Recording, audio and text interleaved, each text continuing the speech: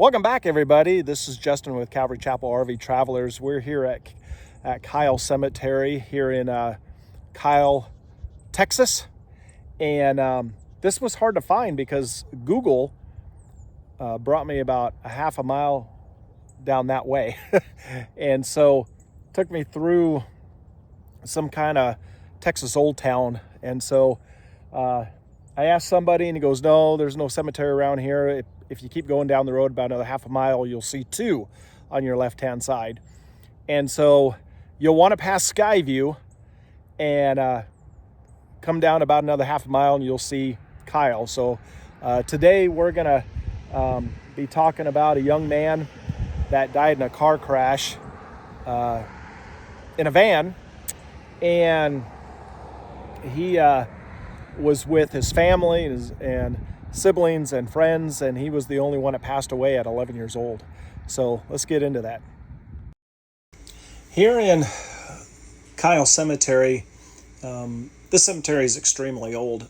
It dates back to the mid to late 19th century, and I found it really interesting that they had a marker here, historical marker, actually a couple of them, one for the main cemetery, and if you go off to the right, you're going to see a historical marker for the slave cemetery, which they call it the Kyle Family Pioneer Cemetery. And if you go search my channel, you'll see that I had created a short on that. But this cemetery is extremely old. It's really interesting. This grave marker right here that we're coming up to is George Washington's great nephew is buried here. And so I was pretty impressed about that. He was buried there, it looks like 1870. And so this cemetery itself has a lot of extremely interesting history to it. If you're into history and into some of our founding fathers, this would be one that you'd want to visit. This also, like I said, has a slave cemetery to it. If you keep walking the way I'm walking into the trees over there, you'll see gates to it. And so there's about 24 graves that I counted over there. But today, we're here to talk about Samuel Scott Courtney. When he was 11 years old, him and his family were traveling about 3:54 a.m. on a Sunday morning to, on US 59 south. And there was a man by the name of Eduardo Camacho of Iowa that was traveling northbound in that southbound lane.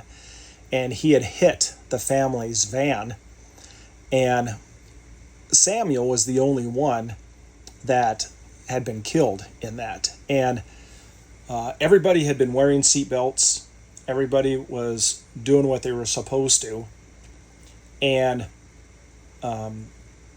Brian Courtney, who was a passenger, he was taken to the hospital in critical condition but stable. He was going to have some surgery after this. But Samuel was pronounced dead at 4:35 a.m. on the way to the hospital. And so Mr. Camacho was charged with intoxication manslaughter and intoxication assault for all of that. And Samuel, he was really into football. He loved music. He he had this exuberant spirit. This article said he loved art, and he had a love for football, as you can see here. And all these little pictures here are of him taken over the years, and they made it into this beautiful mural that stays there all the time. And I got a good chance to look at it, and it's even weatherproofed, which is nice. But such a sad end for a young man that is just starting life. He has this love for football, love for music. He was very well liked at school. Everybody really liked him. And it's a sad thing when parents have to bury their own children.